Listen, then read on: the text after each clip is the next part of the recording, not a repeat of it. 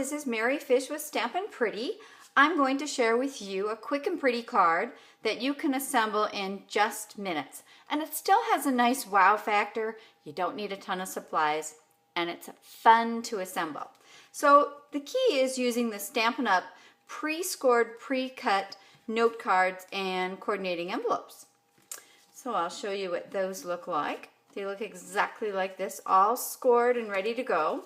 So if you don't have a lot of supplies, or you like to have things that are ready to go at a moment's notice, they're perfect.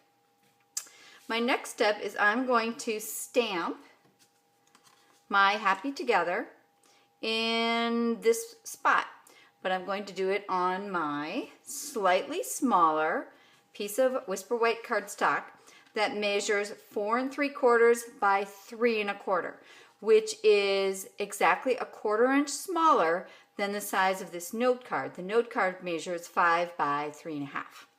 So I love the look of white on white popped up on dimensionals. It looks like embossing to me. So that's what we're going to stamp on. And then a couple tricks for you. I like to line it up really square with the lines on my grid paper. And my black of choice is definitely our Memento black ink. And I'm using a sentiment from A Dozen Thoughts stamp set. Incredibly versatile and so cute. Now, my stickers aren't always perfect when I put them on, so I like to stamp it on the grid paper and look at a line and try to go to the middle on both sides to see if I've got it lined up. And that one goes up just a wee bit, so when I stamp it, I'm just going to go a wee bit down. If you want to be just absolutely sure, I'm going to recommend you use a Stampin'-A-Jig. So I'm going to go ahead and I'm going to tip it just slightly down on the basis of our little test. And it's in just where I wanted it. So moving on, I have pre-cut 4 little white hearts. And we need the real wow factor heart, this little red one. And I used the Stampin' Up! Hearts Collection Framelits dies, as well as my Big Shot. And I already did the first 4, but I'm going to do the next ones for you. And I'm going to use my magnetic platform. Why would I use my magnetic platform? I want to talk about this for just a second. Am I lining up a specific stamp image or trying to capture a pattern? No. So why would I still want to use the magnetic platform? The reason I like to use it on just about everything now is it helps me minimize how much I cut. It's so easy to keep it in place right on that spot, and I use very little cardstock. I don't like a lot of waste, and I like to save as much cardstock. I save my scraps like crazy. So I'm going to whip that through. See how easy that is? To use the Big Shot, have the magnetic platform, and very minimal waste. That's it. That's all I have.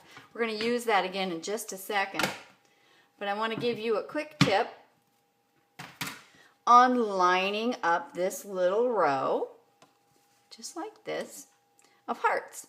The key, in my opinion, is to, of course, use Stampin' Dimensionals. I use Stampin' Dimensionals on almost every card. And I start at the edges. Okay, I do the 2 outside ones first. So I'm actually going to use my grid paper again, and I'm going to kind of eyeball a spot. I'm going to kind of go to the widest point of the heart and put it right on that line. Does that make sense? And I've got this lined up below, so it's fairly even. I'm just minimizing my need to zhuzh things around, which I like to avoid, but it happens to all of us. And I'm going to find that line on the opposite side, right here, and I'm going to go to the fullest part as well. Okay? Then the next logical one is to shoot right for the middle. So I'm going to shoot for the middle. And I'm going to eyeball this a little bit. If I'm off a bit, I'm going to just put it on ever so lightly in case I need to move it. And I can tell right now it just needs just a hint to the right.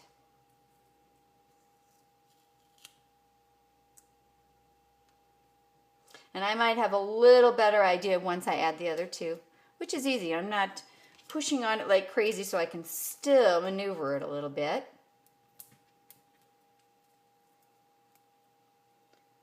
This one here. And I'm just going to do one cut on this particular video, so if I struggle with it a little bit, you'll know that sometimes I have to move stuff around. Happens to all of us. And I think that's pretty close. I'm going to just zhuzh it over just a little bit.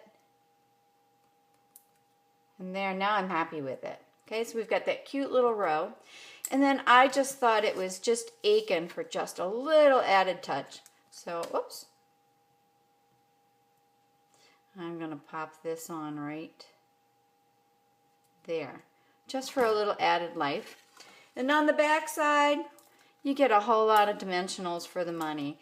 And I like to be very generous with them, as you can see. But I love that lift that you get. So I'm going to use 6. You might use more, you might use less, but that seems to be just about right to give me the look that I'm after. I just love quick and pretty cards.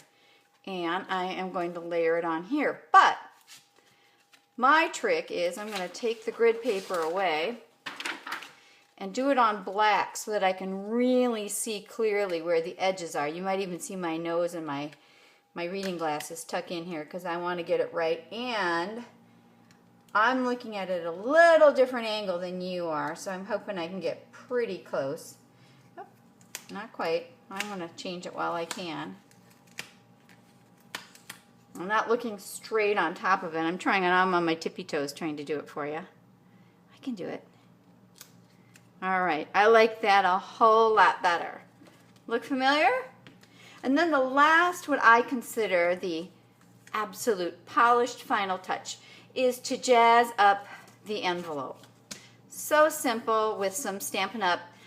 Neutrals pattern paper. I love that polka dot. Looks very rich. This happens to be for a wedding. So I'm going to get the magnetic platform back again. And a piece of the black and white polka dot paper. And then I've shared this before, these are these heavy duty magnetic sheets that I get from Stampin' Storage.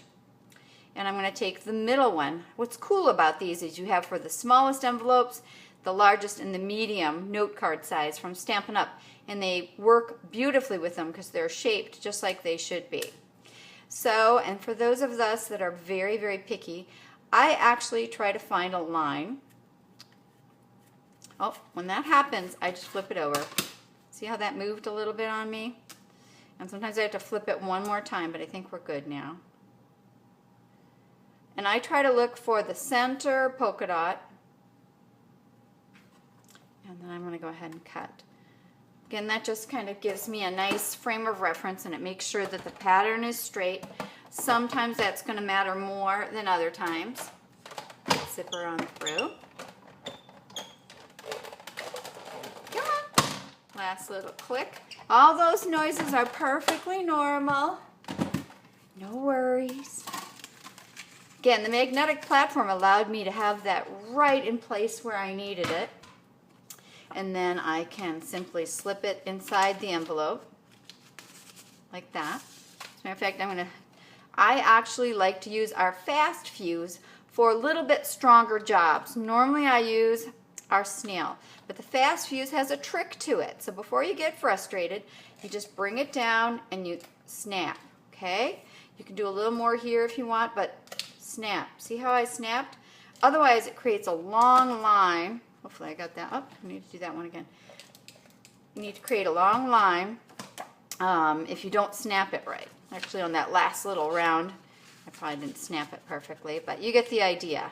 But it's a little more heavy duty, a little stronger adhesive, especially for things like an envelope liner.